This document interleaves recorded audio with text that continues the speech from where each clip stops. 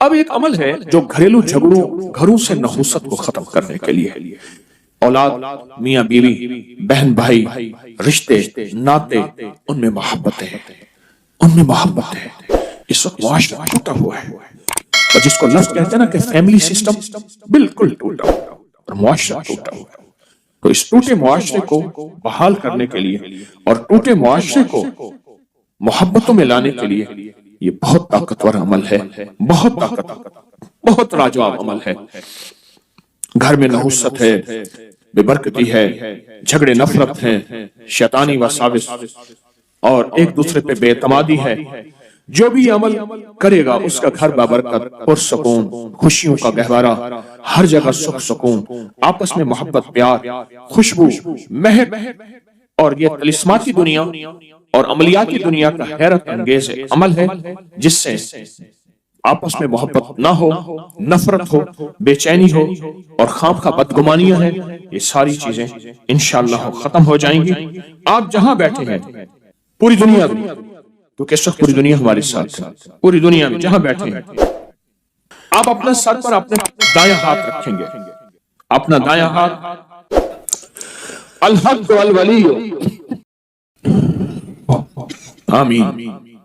اب اسی ہاتھ کو اپنے ماتھے پیشانی پر رکھیں گے، پیشانی پر رکھ کر آپ پڑھیں گے یا شہید یا حسیبو، یا شہید یا حسیبو، یا شہید یا حسیبو، یا شہید یا حسیبو، آمین۔ آپ نے محسوس کیا کہ اکثر کہا جاتا ہے کہ پیشانی میں بخت ہوتا ہے، اکثر کہا جاتا ہے پیشانی میں نور ہوتا ہے، اکثر کہا جاتا ہے اس پیشانی سے ماتھا ہے اس کا، بھئی اس کا اپنا مقدر ہے۔ یہ جو آپ نے ہاتھ رکھا ہے نا سر پہ، الحق والولی پڑھا ہے، اوپر سے آنے والی رحمتیں، برکتیں، محبتیں آپ کے جسم میں ایسے رگ رگ میں چلی گئی، اور آپ نے جو پیشانی پہ رکھا ہے نا، یہ یا شہید یا حسیب پڑھا ہے، یہ پیشانی کے اوپر بخت، مقدر، برکت جو آپ کو دیکھے، آپ کو محبت، پیار، الفت اور آپ کا احترام، آپ کا وقار، آپ کی شان و شوکت۔ اب تیسرا عمل یہی ہے، گردن کے پیچھے دایاں ہاتھ رکھیں، گردن کے پیچھے دایاں ہاتھ رکھیں اور پڑھیں یا معز یا غالب ہو، یا معز یا غالب ہو، یا معز یا غالب ہو۔ سر جھکا کے گردن کے پیچھے ہاتھ رکھیں اور پڑھیں یا معز یا غالب ہو۔ اس کا معنی ہے اے عزت دینے والے، اے غلبہ دینے والے، مجھے ہر جگہ عزت عطا فرما، یا معز یا غالب ہو، آمین۔ اب یہی دایاں ہاتھ ناف کے اوپر رکھیں گے، ناف کے اوپر رکھیں گے، کیوں؟ اس کی ایک وجہ ہے، اب آپ محسوس کریں ناف کے اوپر یہ دایاں ہاتھ رکھ کے آپ جو الفاظ پڑھ رہے ہیں اس کے معنی میں آپ کھوئیں گے، آپ حیرت انگیز طور پہ اس کے تجربے دیکھیں گے۔ آپ ناف کے اوپر یہی ہاتھ رکھیں اور پڑھیں یا رقیب یا حاکم، یا رقیب یا حاکم، آمین۔ یہ آپ کے تن من میں سے، آپ کے انگ انگ میں سے بیماریاں، غصے، جذباتی کیفیتیں، گناہ، ٹکراؤ، نفرتیں، یہ اللہ کا نام نکال رہا ہے۔ آپ کے انگ انگ، آپ کے من میں سے یہ چیزیں نکل رہی ہیں۔ اب یہی ہاتھ اپنے دائیں گھٹنے پر رکھنا ہے، وہیں بیٹھے بیٹھے دائیں گھٹنے پر یہ ہاتھ رکھنا ہے اور پڑھنا ہے یا حافظ ہو یا کریم ہو، یا حافظ ہو یا کریم ہو، آمین۔ آپ کے جسم کے ایک ایک جوڑ جوڑ کے اندر اللہ کا نام پہنچ رہا، اور جوڑ جوڑ سے بیماری، دکھ، نفرت، جادو، اثرات نکل رہے ہیں۔ اور ایک بات بتاؤں، آخری عمل کرنے سے پہلے، آج کے اس پیکج کا ایک عمل ہے، اس سے پہلے ایک بات بتاؤں، یہ روح کی دنیا، عملیات کی دنیا، یہ وظائف کی دنیا ہم چھوڑ چکے ہیں، اس کے حوالے ہمارے پاس نہیں ہیں، اس کے ثبوت ہمارے پاس نہیں ہیں۔ میں جب لاتا ہوں یہ چیزیں تو ناواقفیت کی وجہ سے کہتے ہیں یہ کہاں لکھا ہوا ہے، یہ ہمارے اکابر کی کتابوں میں لکھا ہوا ہے، اور سند کے ساتھ لکھا ہوا ہے، اور ثبوت کے ساتھ لکھا ہوا ہے، پڑھتے ہی نہیں ہیں، تلاشی نہیں کرتے۔ میں فقیر آدمی ہوں، سارا دن اپنے بڑوں کی کتابوں سے، یعنی ہماری بڑوں کی کتابوں سے مراد قرآن، حدیث اور اکابر کی جتنی بھی، یہ ہماری اصل پہلی کتاب کیا ہے؟ قرآن ہے، پھر حدیث ہے، اور پھر ہمارے جتنے بھی بڑے ہیں ان کی کتابوں میں یہ عمل موجود ہے۔ ہمارے بڑوں کی کتابوں میں یہ عمل موجود ہے، اور ایک ایک رگ سے بیماری دکھ تکلیف کو نکالتے ہیں۔ اب بائیں گھٹنے پہ ہاتھ رکھیں، سر جھکائیں، ڈوب جائیں اور پڑھیں یا شکور و یا فتاح ہو، یا شکور و یا فتاح ہو، یا شکور و یا فتاح ہو، آمین۔ اب آپ نے دونوں ہاتھ سامنے کرنے ہیں جیسے دعا کے لیے، ان ساری چیزوں کو جو پڑھے پھونک مارے اور اپنے ہاتھ ایسے جھاڑیں جیسے کسی چیز کو جھاڑتے ہیں، اس تصور کے ساتھ سب تکلیفیں، سب بیماریاں، سب علتیں جھڑ گئیں، سب ذلتیں جھڑ گئیں، سب جادو جنات، سب تکلیفیں، سارے حالات، ساری تختیاں جھڑ گئیں، ساری پریشانیاں جھڑ گئیں۔ آپ نے ہاتھوں کو جھاڑ لیا، الحمدللہ، اللہم لک الحمد ولک الشکر، بہت طاقتور عمل کر لیا، بہت طاقتور عمل کر لیا۔ اور جو عمل اجتماعی کیا جائے اس میں کوئی رونے والا، کوئی دھونے والا، کوئی ولی، کوئی غوث، کوئی کتب، کوئی ابدال، کوئی اللہ کا پہنچا ہوا، کوئی ہستی، اس کی قبول تو سب کا قبول۔ موت کے وقت اس کو شربت پلائے جائے گا۔ میں کہ اگر یہ لوگ رجب میں ایک روزہ بھی رکھ لیتے کہ قیامت ہوگی تو پکار مچے گی، رجب کے ماننے والے کہاں ہیں؟ اور آقا نے فرمایا جنت میں ایک محل ہے، اس میں سوائے رجب میں روزہ رکھنے والے کے کوئی داخل نہیں ہوگا۔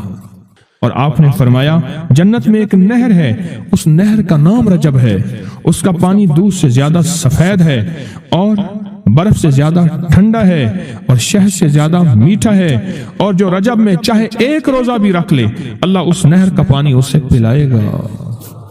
یہ غصے کو ٹھنڈا کرنے والی چیزیں بتا رہا ہوں۔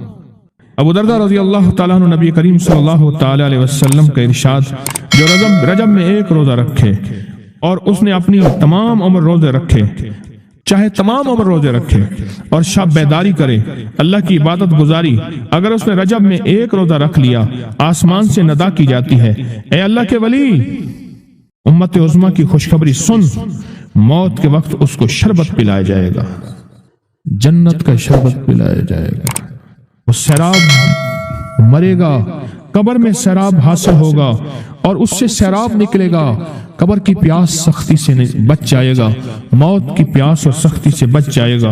اور یہ فرمایا یہ کرامت صرف آقا کی امت کو ملی ہے۔ حضرت صوبان فرماتے ہیں ایک دفعہ آقا چند قبروں پر سے گزرے، رو دیے۔ صوبان نے پوچھا تو آپ نے فرمایا میں نے اللہ سے دعا کی کہ ان کے عذاب میں تخفیف ہو جائے۔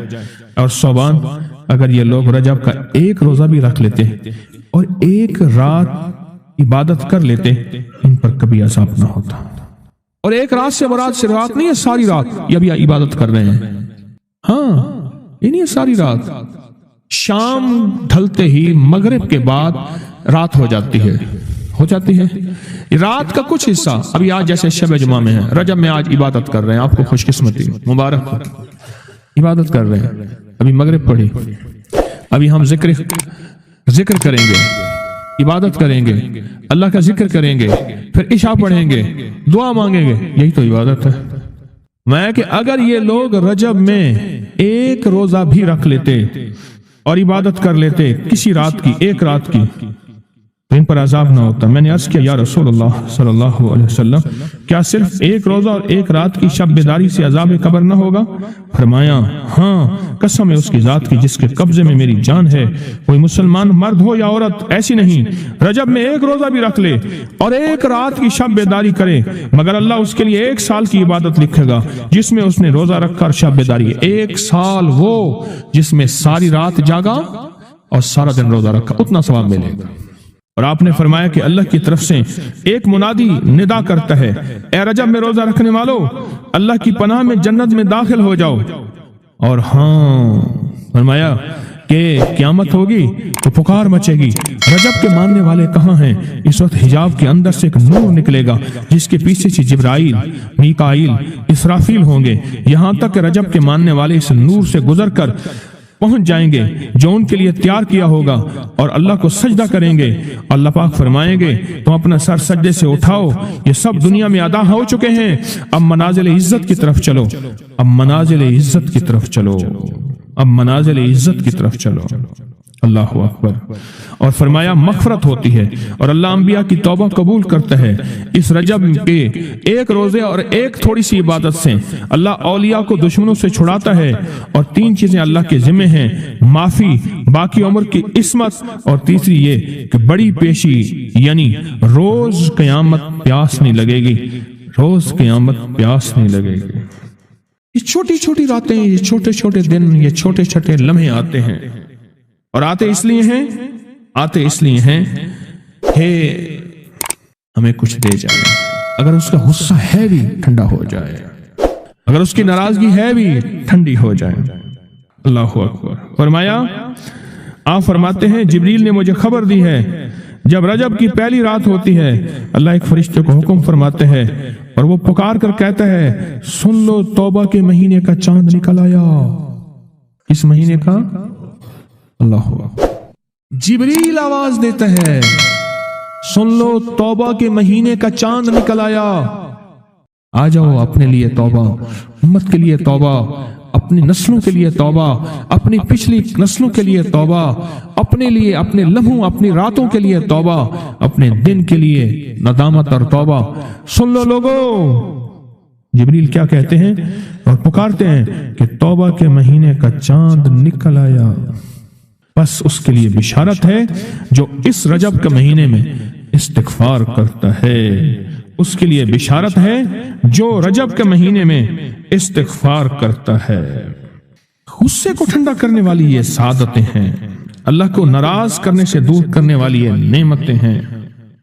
अजीब बात बताओ, फरमाया जो शख्स ये चाहता है, ये गौर से सुनिएगा, जो शख्स ये चाहता है अल्लाह उसकी नस्लों को माजूरी और मजबूरी से बचाए, माजूर हो जाए, किसी भी चीज से माजूर हो जाए और मजबूर हो जाए।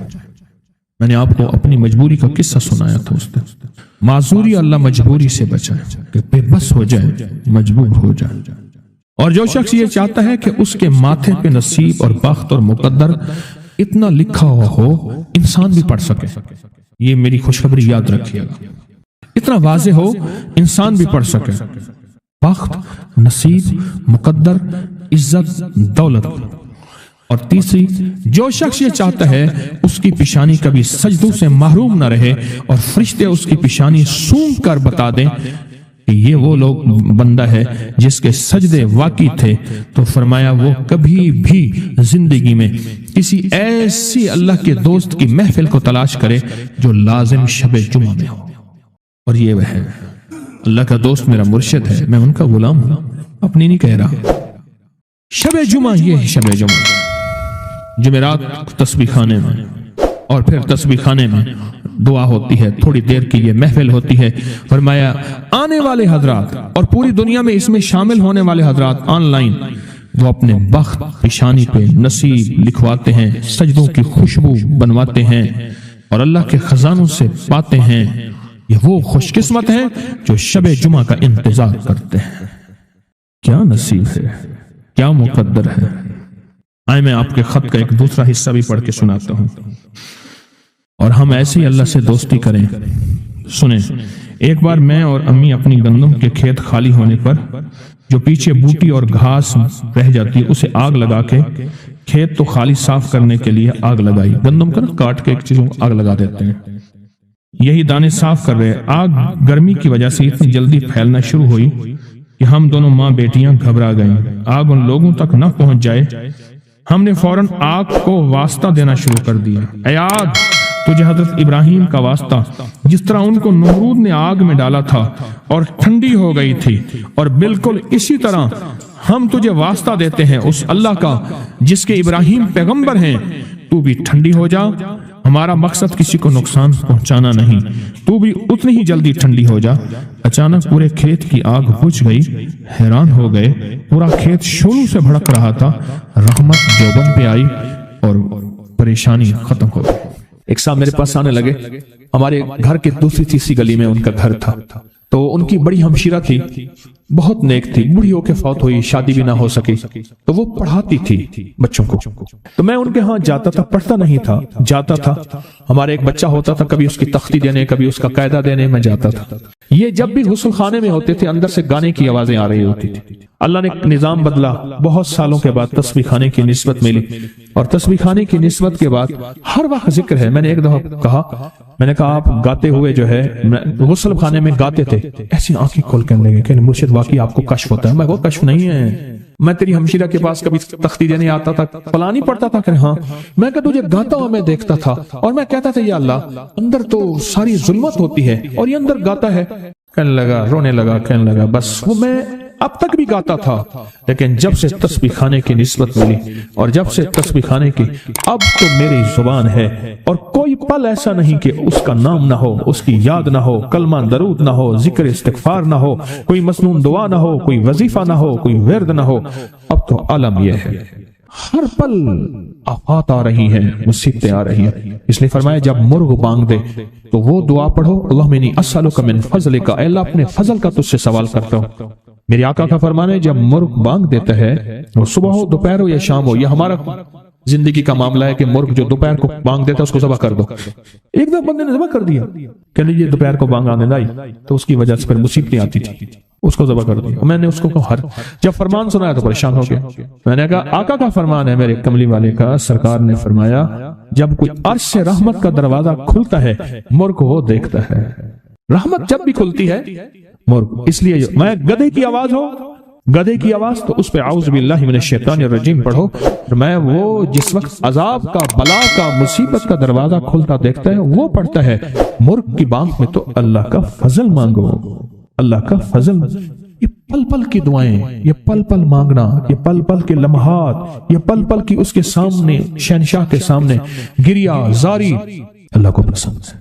پھر اللہ پاک مرغ کو دکھاتا ہے یہ رحمت کا دروازہ کھلا ہے، اور رحمت جا، وہ بندہ ہر وقت میرا نام لیتا ہے، اس کے گھر پہ برس، اس کی نسلوں پہ برس، مولا کیا برسوں، رزق برس، صحت برس، عزت برس، شان و شوکت برس، وسعت برس، خیر برس، حفاظتوں کا نظام برس۔ اور عذاب کا دروازہ جب کھلتا ہے اور جو بندہ ہر وقت ذکر، دعائیں، تسبیحات، اعمال، تسبیحاں نہیں کرتا تو اس کے اوپر پھر عذاب، مصیبتیں برستی ہیں۔ ایک چیز اور بتا دوں، یہ بھی بہت ضروری ہے، اللہ سے وہ وقت نہ مانگیں جب ہماری زبان اتنا ذکر کرے اور ہماری آنکھیں اتنی روئے، اللہ کہے نہیں اب تیری روتی آنکھوں میں مجھے ترس نہیں آئے گا، اب تیری یہ چلتی زبان پہ میرا ترس نہیں آئے گا۔ وہ وقت اللہ سے نہ مانگے۔ کون سا وقت؟ سب سے زیادہ ذکر، تسبیحاں، تہجد، سب سے زیادہ وظیفے، قرآن تلاوتیں، جیلوں میں سب سے زیادہ، یا ہسپتالوں میں یا کچہریوں میں۔ کیوں؟ وہاں بے بسی ہوتی ہے، بے بسی ہوتی ہے، وہاں بے بسی ہوتی ہے۔ تو میرے آقا نے فرمایا مصیبتوں اور تکلیفوں، بلاؤں اور مصیبتوں کی موجیں آئی ہیں تو ان کا اگر مقابلہ کرنا ہے تو ایسی دعاؤں سے جن کے اندر زاری ہو۔ کیوں؟ ایک بات اور سن لیں، ہم دعائیں پڑھتے ہیں، مانگتے نہیں ہیں۔ ہم دعائیں پڑھتے ہیں، دعاؤں کا مانگنا دل کی گہرائیوں سے، اندر کے درد سے۔ وہ تیری جو بھی زبان ہے، ہندی ہے، سندھی ہے، وہ دنیا کی کوئی بھی زبان ہے، اس زبان کو رب جانے، رب کے فرشتے جانے، اور اللہ اس پہ مہریں لگاتا ہے۔ پھر دعاؤں کے ساتھ زاری کو جوڑیں، دعاؤں کے ساتھ زاری کو جوڑیں۔ ایک درویش تھے، لوگوں کو اللہ سکھاتے تھے۔ ایک جنگل میں جا رہے تھے سفر میں کہیں، تو ایک جگہ جو ہے رات پڑ گئی، ایک درخت کے نیچے قیام کیا۔ جب قیام کیا تو رات کو آنکھ کھلی تو سنا کہ دو بندے آپس میں باتیں کر رہے ہیں، آنکھیں بند ہیں، کان کھلے ہیں، یعنی نیند کھلی ہوئی ہے۔ جاگتے میں آواز آئی، ایک بندہ کہنے لگا اس کو ہم چھیڑیں، تنگ کریں، یعنی کسی بیماری میں، کسی دکھ میں، کسی تکلیف میں، کسی مشکل میں، کسی پریشانی میں، کسی ناکامی میں، کسی الجھن میں اس کو مبتلا کریں۔ دوسرا کہنے لگا چھوڑ، تجھے اس نے کیا کہا ہے، تو اس کو کیوں تنگ کرتا ہے؟ نہ میں اس کو تنگ کروں گا۔ ایسے خام جاتے جاتے کسی کو انگلی لگا دی، کسی کے آگے پاؤں کر دیا، پاؤں کے بل گر گیا۔ کوئی کیا کر رہا ہے؟ بعض لوگوں کا مزاج ہوتا ہے، یہ لوگوں کے مزاج میں کمی ہے، شیاطین کا مزاج ہی یہی ہے، اس لیے جو اس مزاج کا بندہ اس کو شیطان کہتے ہیں۔ عمومی معاشرے میں نا وہ بڑا شیطان آدمی، اس کا کام لوگوں کو تکلیف دینا ہے، تو اس نے کہا اس کو تکلیف نہ دے۔ اچھا یہ اب سن رہا ہے، اس نے کیا کیا؟ دل ہی دل میں شہد اللہ انہ لا الہ الا، یہ قرآن پاک کی 2 آیتیں ہیں بغیر حساب تک انمول خزانے میں، قرآن پاک کی آیت ہے. یہ اس نے دل ہی دل میں پڑھ لی، بس ایک دفعہ پڑھ لی دل ہی دل میں. جب دل ہی دل میں اس نے پڑھ لی، دل ہی دل میں، جب دل ہی دل میں اس نے پڑھ لی. اب دوسرا کہتا ہے جو نیک تھا، شریف تھا، ایک شریر تھا، انہوں نے کہا اب بتا، تیری اور میری ذمہ داری ڈیوٹی لگ گئی ہے، صبح تک کسی حفاظت کرے. تجھے کہا تھا نہ چھیڑے اس کو، اب تیری میری ذمہ داری لگ گئی ہے کہ صبح تک کس کی حفاظت کرے. اس نے کیا کیا؟ بے بس تھا. 2 جنات ہیں، ایک شریف ہے، ایک شریر ہے، اور مجھے تکلیف دینا چاہتے ہیں، کیا کریں؟ اس نے فوراً اس ہستی کو پکارا جس نے اس نے کہا تھا اماں. اس نے فوراً اس ہستی کو پکارا جس کے ہاتھ میں کائنات کے سارے راز، طاقتیں، قوتیں ہیں. اس ہستی نے کیا کیا؟ اب ان کی ڈیوٹی لگا دے، اب ان کی ذمہ داری لگا دے کہ صبح تک اس کی حفاظت کریں جب تک وہ نہ جاگے. پہلے دن سے ہمارے ساتھ دشمنی کا فیصلہ ہے، پہلے دن سے ہمارے ساتھ دشمنی کا فیصلہ ہے، پہلے دن سے، اور وہ فیصلہ ہو کے رہا ہے، اور اس کی وجہ سے ہم تکلیفوں، پریشانیوں، نقصانوں اور مسائل میں چلے آ رہے ہیں. اب اس کا تحفظ کیا ہے؟ اس کی حفاظت کیا ہے؟ کیا کریں؟ ایک خود لڑیں، ہواؤں سے لڑنا. ہمارے یہاں ایک مائی تھی، اس کا بیٹا تھا، کہنے لگا میرا پتر ہر وقت ہوائی نہ لڑ دے. ہر بندے سے لڑتا ہے، ہواؤں سے بھی لڑتا ہے سارا دن. تو ہوا سے کون لڑے گا؟ ہم خود کہتے ہیں ہوائی چیزیں، جنات کا نام ہم نے ہوائی چیزیں بھی رکھا ہوا ہے کہ ایسی چیزیں جو ہوا کی جھونکے کی طرح نظر نہیں آتی. ہمارے معاشرے میں جنات کو ہوائی چیزیں بھی، اوپر کی چیزیں بھی کہا جاتا ہے، ہوائی چیزیں بھی کہا جاتا ہے. ہوا سے کون لڑ سکتا ہے؟ بے بس ہیں ہم بے بس ہیں، ہم نہیں لڑ سکتے.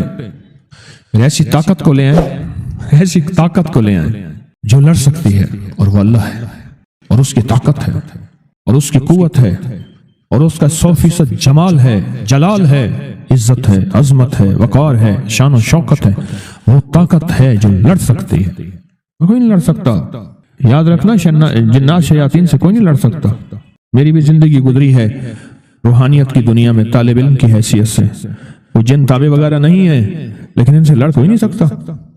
ان سے اگر اللہ کی مدد ساتھ نہیں ہے، اور اللہ کے نام کی طاقت اور ڈھال ساتھ نہیں ہے، ان سے کوئی نہیں لڑ سکتا.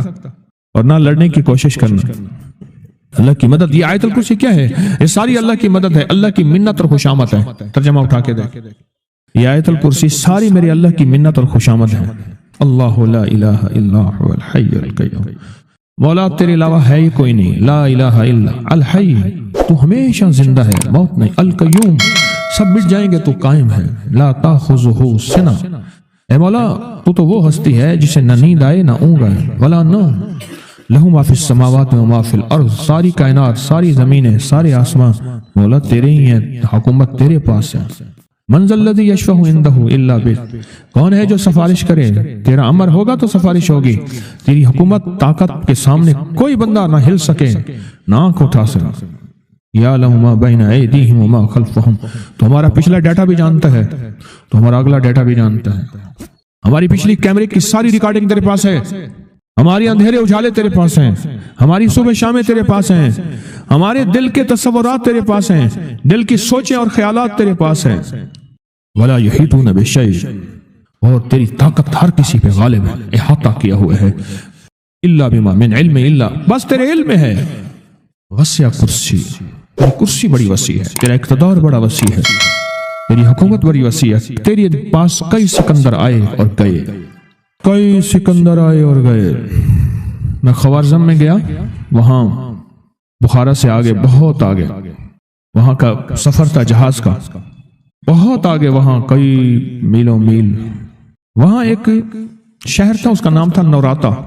شیخ ابو الحسن نوری رحمت اللہ علیہ، ہمارے بڑوں کی کتابوں میں ان کے تذکرے آتے ہیں. ان کا وہاں مزار تھا، اور لوگ ان کے ہاں آ کے 9 راتیں گزارتے تھے، اور وہ اللہ اللہ سکھاتے تھے.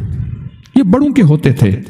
جیسے سال کے بعد، یہ بھی آج راز بتا دوں، سال کے بعد بزرگ ہر کونے، ہر کریے، ہر گوشے میں نکل جاتے تھے، لوگوں کو اللہ اللہ سکھاتے تھے.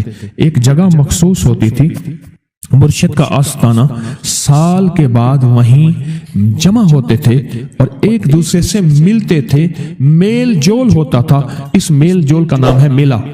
मिलना, मेल जोल। अब वो मेला बनते बनते कहानी कहाँ निकल गई। मेले का नाम आते ही फौरन सर्कस आती है। हालांकि मेला क्या था? मिलते थे, फलां इलाके के हालात क्या हैं, फलां गांव के, फलां करिए के, फलां शहर के क्या हालात हैं, वहां लोगों की दीनी हालत, ईमानी हालत क्या है, वहां क्या बातिल कुफ्र है, वहां क्या निजाम है, क्या एक दूसरे से मिलते हालात बताते थे। फिर चंद दिन साथ रहते थे, एक दूसरे से हालात लेके फिर लोगों को अल्लाह अल्लाह सिखाने निकल जाते थे, फिर साल के बाद इकट्ठे होते थे। इसका नाम था मेला। इसका नाम था मेला। और उसका नाम क्या था? पहले क्या बताया मैंने? नवराता।